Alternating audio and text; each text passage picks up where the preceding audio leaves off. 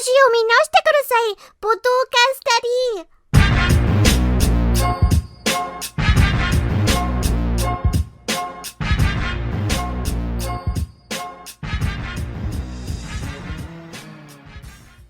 You know, most of the times as gamers, we get a really bad rap for being just toxic people.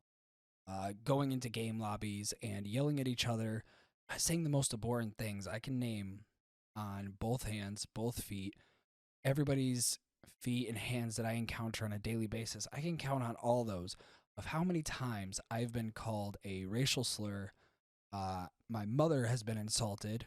The multiple times that I've been told that I'm going to get raped in a back alley by somebody. No reason why. They just lost a match, or I didn't kill somebody in the right point of time. And we just accept that as gamers. We talk shit to each other. We will insult each other. We will bash other games. We will go to Steam reviews and say, this game sucks. It's awful. The player base is toxic. And we accept that, you know, because gamers, we're kind of dickheads when it comes to our favorite game.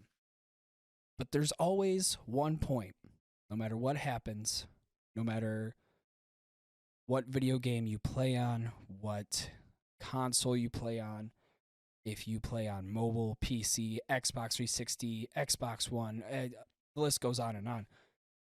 If a very, very prominent voice actor or someone big in the community dies, all fire is ceased.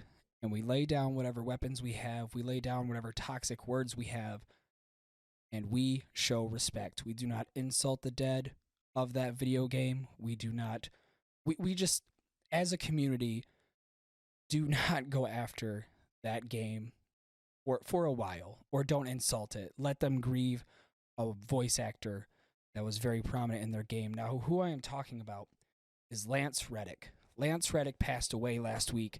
And of course, the Destiny 2 community is taking a massive loss. They're saddened by this because not only was he a very prominent, very, very prominent actor as well, actor and voice actor, but he was a very, very special character in Destiny 2.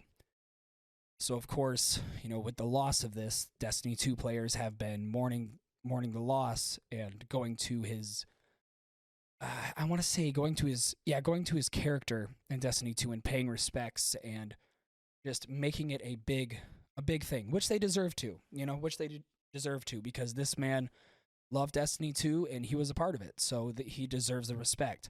All over TikTok for the last week, I have seen nothing but other gaming communities come up and say, brothers, we respect you. You know, we will have your back in these trying times. You guys mourn the loss of your captain. You guys mourn the loss of a wonderful actor, a wonderful person in this community. We will forever be by your side. And I don't just mean other FPS games like Halo or Call of Duty or just any other FPS game that exists. I mean all video game like fan bases, even really toxic ones. You know? I was really surprised when I seen Call of Duty fans come up and say this, like, hey, we understand that this is rough, so we'll let you guys grieve, and we'll do all we can to support you in these trying times. And it's really odd to see. Now, the reason I say it's odd is because, as I said in the beginning of this, gamers are toxic.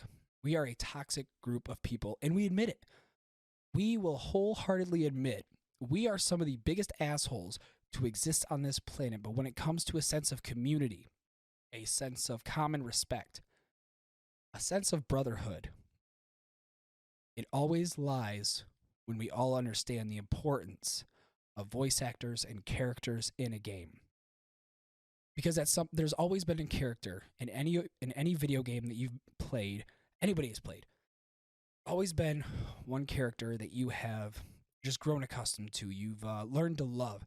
You've learned that they have become your sort of comfort character in this video game. One of mine is Claptrap from the Borderlands series. I know. It's annoying. He's an annoying fuck. He makes the stupidest taglines, but it's his goofiness in the world of destruction that is Pandora, he's goofy, and I love that. So we all have that one character that we stick to, and a lot of people stuck to Lance's character in Destiny 2.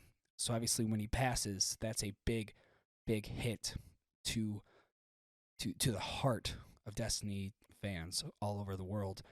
It just amazes me that we are vile, but the common respect we have when other people lose their favorite characters or lose a member of their community, how we're so willing to just be like, you know what? I respect it. You mourn, you take your time. And people will say, but it's just a video game character, you know? You've never met this person. You've never met this person in real life. You've never met them or had an actual conversation with them. But that's the thing. You don't have to. I've seen people cry over celebrities that they've never met and, mourn them. I mean, absolutely cry for days over it. And nobody bats an eye. They will say, it's just a celebrity. You've never met them. But that's the thing.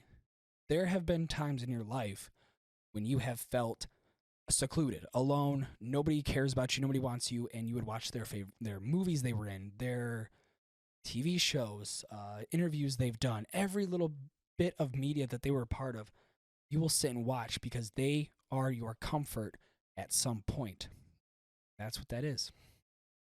Because all gamers have a comfort character. Now, they may not all be the same. It may just be some odd-off character in the end that was goofy.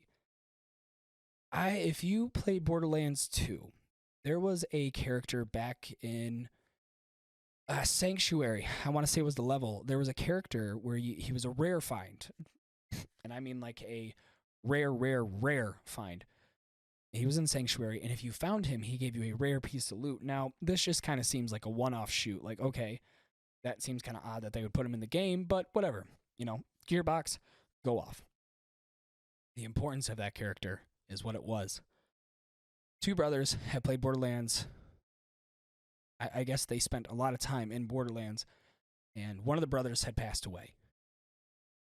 And the guy's brother sent a long email to Gearbox saying, hey, thank you guys very much for bringing me and him closer together. We played so many hours of this game.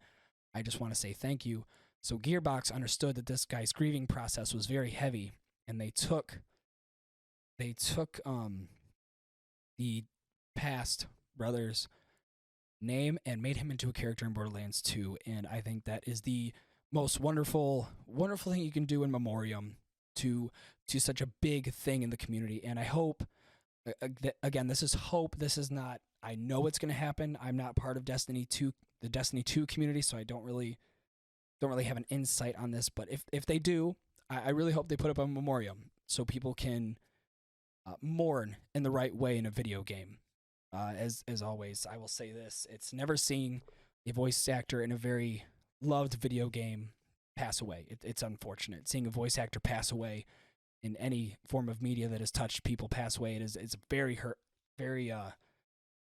it hurts. It hurts, and it's very weird to process and explain it to people. That's the problem. You don't know how to explain to somebody that you're sad or upset because one of your character's favorite voice actor died. It's hard to explain. But to all the Destiny 2 fans, to all the fans of Paradise PD and anything made by those people, to any of the fans that were just fans of Lance in general,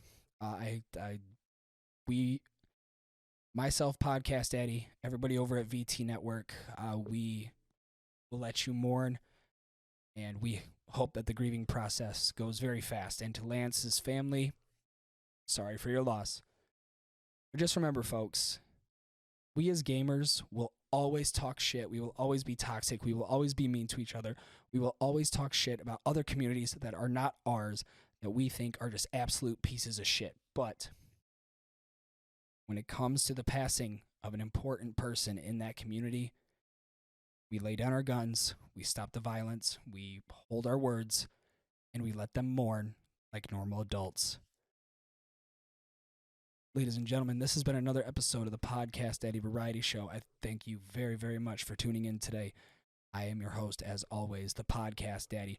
If you want to find my slow decline into madness, go to twitter.com/enoughsnuff. If you would like to see this beautiful face right here, go to instagram.com/podcastdaddy. If you would like the video version of this, go to youtube.com/podcastdaddy. And you can find this podcast anywhere podcasts are listened to. Also, I am on another show. I'm the co-host of VT Network, a talk show about video games and entertainment. We don't talk about politics or religion because enough fucking shows do that, and we don't need another one. That's every Sunday, 3 p.m. Eastern Standard Time over on the VT Network YouTube channel.